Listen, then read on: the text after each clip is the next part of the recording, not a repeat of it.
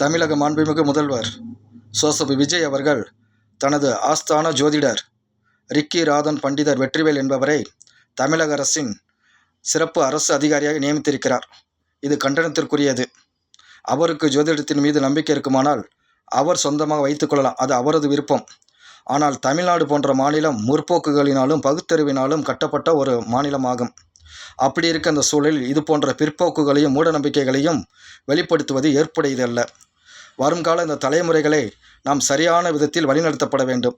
ஆகவே ஆக்கப்பூர்வமாகவும் அறிவியல் பூர்வமாகவும் தொலைநோக்கு பார்வையுடனும் அவர்களை வழிநடத்த வேண்டும். அதற்குரிய திட்டங்களை வகுப்பதும் செயல்படுத்துவதுமே ஆட்சிக்கும் தமிழ்நாட்டுக்கும் தமிழக மக்களுக்கும் தலைமுறைகளுக்கும் சிறப்பு ஏற்படுத்தியதாக இருக்கும் என்பதை உணர்ந்து அவர் அந்த ஜோதிடரை நியமித்ததை திரும்ப பெற வேண்டும் என்பதை காந்தியவாதி சசிபெருமாள் ஆதரவு மது ஒழிப்பு போராளிகள் சார்பாக வலியுறுத்துகிறோம்.